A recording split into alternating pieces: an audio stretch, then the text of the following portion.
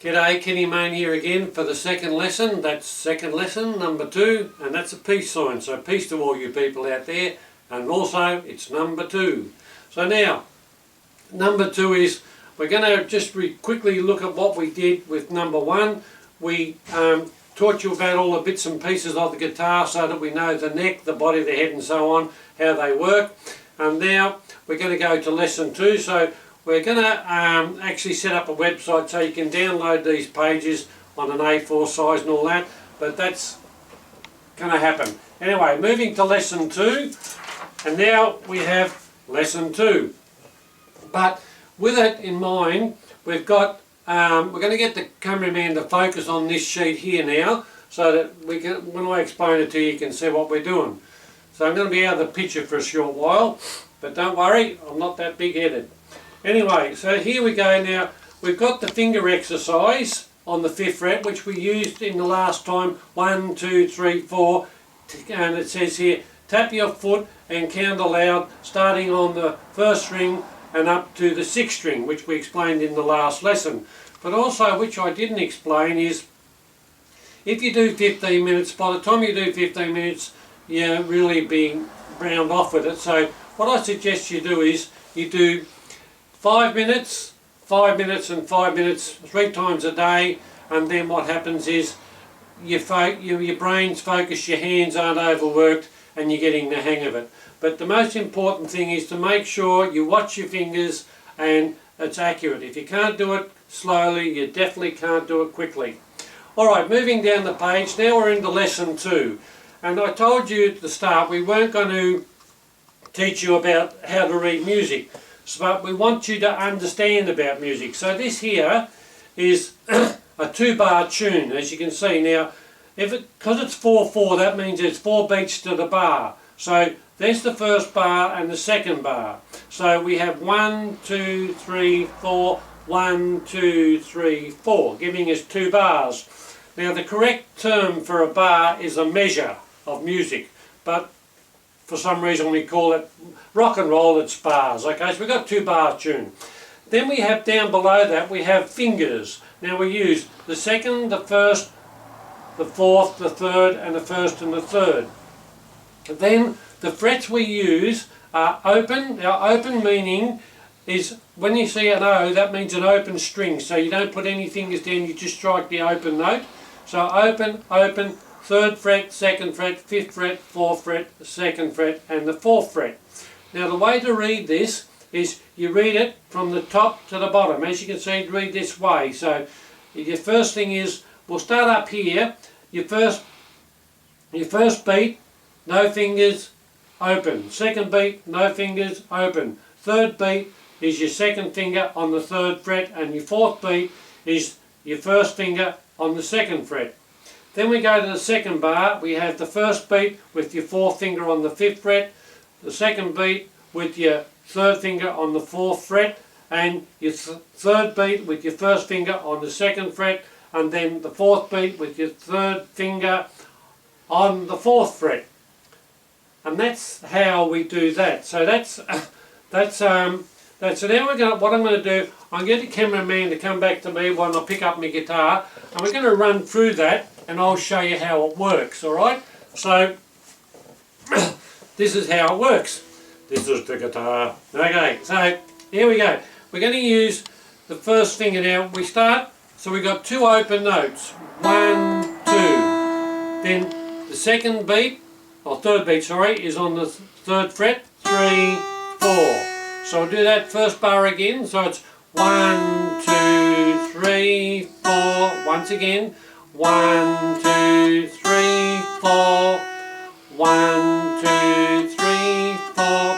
And as you can see, my first finger is landing on the 2nd fret. So that means that we're in the 2nd position, because where the first finger lands, that's the position. So okay, once again we'll do this. So it's 1, 2, 3, 4. Now that's the first bar, so you've learned half of the tune already. The second part, we're going to start with the little finger on the 5th fret. So now we got 1, 2, 3, 4, So once again, it's 1, 2, 3, 4. I'll explain it a bit better. It's the little finger or the fourth finger on the 5th fret, then the 3rd finger on the 4th fret, then the 1st finger on the 2nd fret, and back to the 3rd finger on the 4th fret. So we get, once again, we get 1, 2, 3, 4, and as you can see here, when I do the second beat, 2, 3, when I do that second beat there, I don't have to take this finger off. So I'll show you again. So I go 1, 2, 3, 4. So it doesn't have to come off because this one overrides it, if you know what I mean. Okay, so now we're going to play the whole tune and see how we go with it. So it's 1, 2, 3, 4, 1, 2, 3, 4, 1, 2, 3, 4, 1, 2, 3, 4, 1, 2, 3. I'm buggering it up, sorry. Stay there. No, I just make a mistake every now. I've only just learnt this tune myself. So let's do it again. Okay, so it just shows you I'm not infallible. Here we go. So 1, 2, 3, 4, 1, 2, 3, 4, 1, 2, 3, 4, 1, 2, 3, 4. Now when you get that so you can play it quite well, then we're going to move to the 2nd string and we're going to go up to the 6th string, same as we did with the finger exercise on the 5th fret. So now we're going to start off. So I'm going to do it up to the 6th string and back down, hopefully not make too many mistakes, but if I make mistakes I'll just leave them in there, that way, you know what I mean, it gives it a bit of character. Okay, here we go. So 1, 2, 3, 4, 1, 2, 3, 4, 1, 2, 3, 4, 1, 2, 3, 4, 2nd string, 3, 4, 1, 2, 3, 4, 1, 2.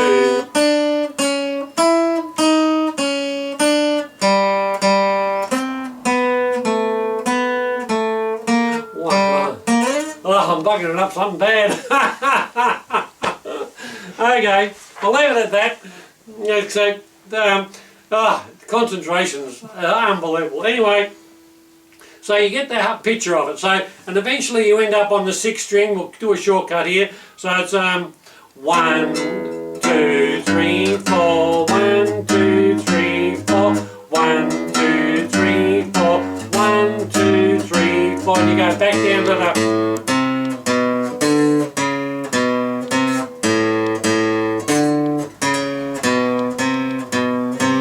down to the first.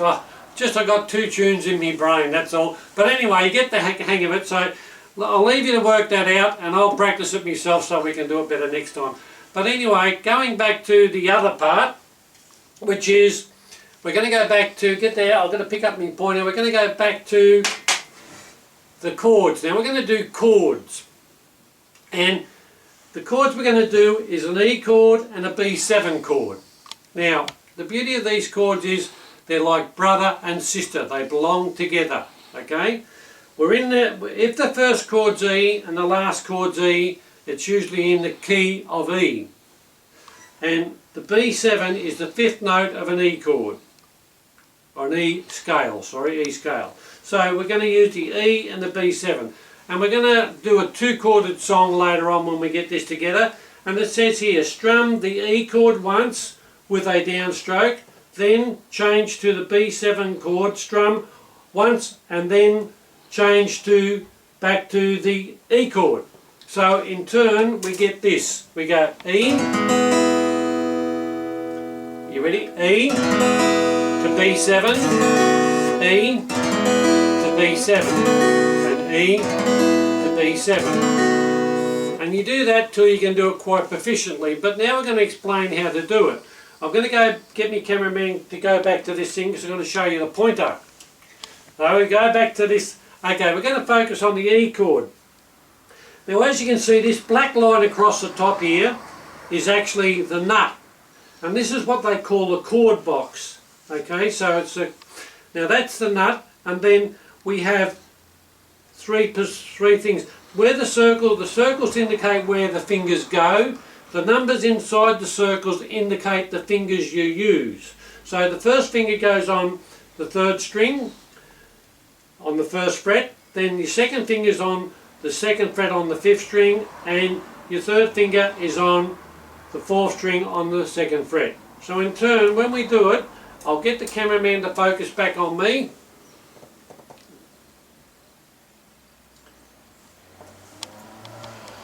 Okay, we're back again, and now so when we do it, we put the first finger in place on the 3rd string, then you put your second finger up on the 5th string on the 2nd fret, and your 3rd finger underneath, and you get that. That's an E chord.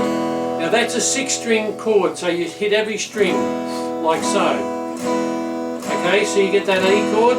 Then to get the B7 chord, before you do the B7th chord, I'd like you to take your hand off the guitar, touch your knee, and then go back and do the B7 chord.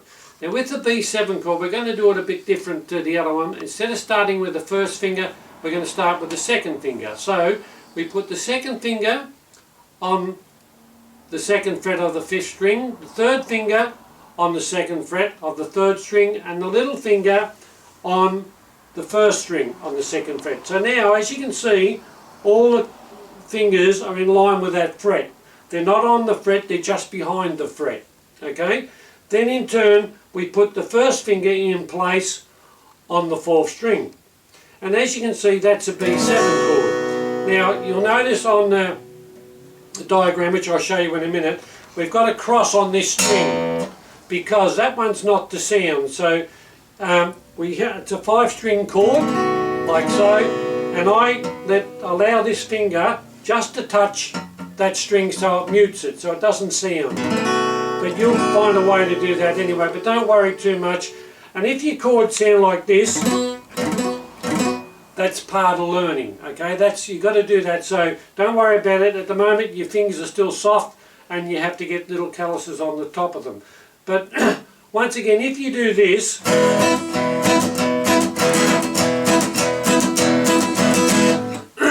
you're really learning nothing except hearing the sound of an E chord. So what you've got to do, if you want to learn to do chords, the only way to learn to play chords is E, B7, E, B7, E, B7, E, B7. And another important thing about chords is you must know the name of the chord. It's no good knowing all these chords if you don't know the names of them, because it's like being in a bus of people and not knowing who Harry is. You know what I mean? You might pick Mary for Harry if you don't know his name, you know what I mean? So it's very important you know the name of the chord and the shape that goes with it. Okay, so then another trick is when I do the E chord, you can see my hand is square like that along the neck. But when I do the B7, I swing my hand around and my elbow goes out so I can get that in line. Then when I go back to the E chord, it comes around like so, like that. And back to the B7, and back to the E. And so you do that till you get the hang of it, and when you get the hang of it, then you can move on. So you should be able to do it, and this is, once again, practice, going back to practice.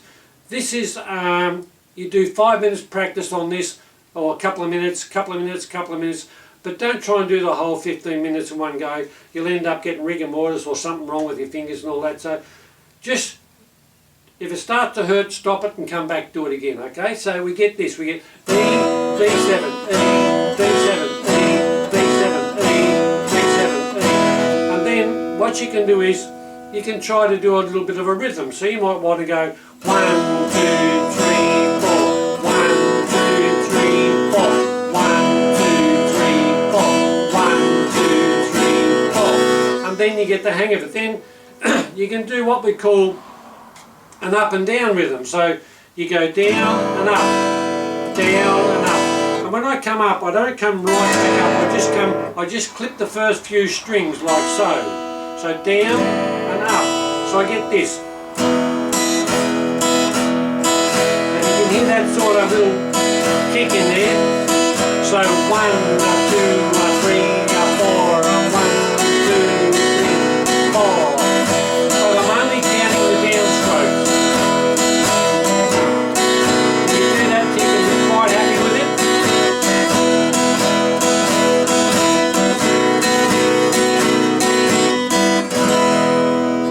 can see, when you do the rhythm, if you start on the E chord and you finish on the E chord, you'll find out where the B7 fits, and it gives you nice sounds, because then you're in the key of E. Once again, because the 5th note of the E scale is B, and that's why the B7th chord is there. Okay, so now we've done all that, so we're gonna go back to the 5th string exercise, and I want you to do, I'm going to stay on here. So this time when you do it, now I want you to use your plectrum in an up and down motion. So now when if you've got, you should be able to do this quite proficiently. So now what I want you to do is, I want you to do it up and down. So now you go down, up, down, up. And as your foot goes down, so does your plectrum. As your plectrum comes up, so does your foot. Down, up.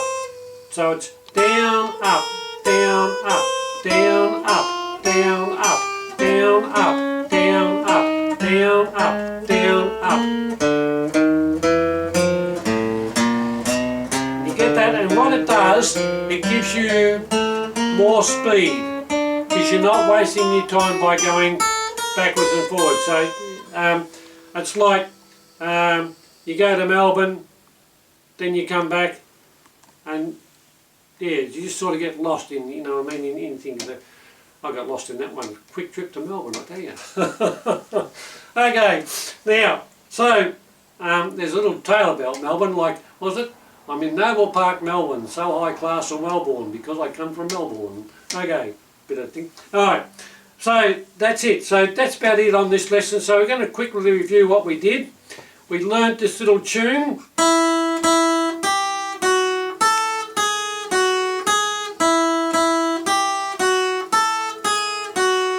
Once again, count it. You don't have to count it all the time. You'll end up with a sore throat like me. Just count it every now and then, but make sure you're in time with your foot. And one more thing about counting. When you count, just imagine you see a bunch of marching girls or marching boys in the army, whatever, and they've got a bloke outside going left, left, left, left. And so they're all moving their left foot at the right time. Then he might go left, right, so they move their left, right. But when you count, what it does is, when you go 1, 2, 3, 4, you're putting every part of your body in tune. So in other words, everything's going 1, 2, 3, 4. It's feeling the vibe, and you're getting the movement in your whole body. So by counting aloud, there's two advantages. First off, by counting aloud, you're putting your whole body in sync. And also, when you count aloud, when you go like this, 1, 2, 3, 4, 1, 2, 3, 4, you tend to sing the melody. Okay, so it's good. So then you're putting yourself in tune without even knowing about it. So 2 things why you should count aloud. At the early stage anyway, I want you to count aloud, and then later on when you want to do hollow notes and all that, it won't be so hard. Alright, so that's it for this lesson. Hopefully you have a good one, and we'll catch you in the next lesson, which will be lesson 3. Hooroo!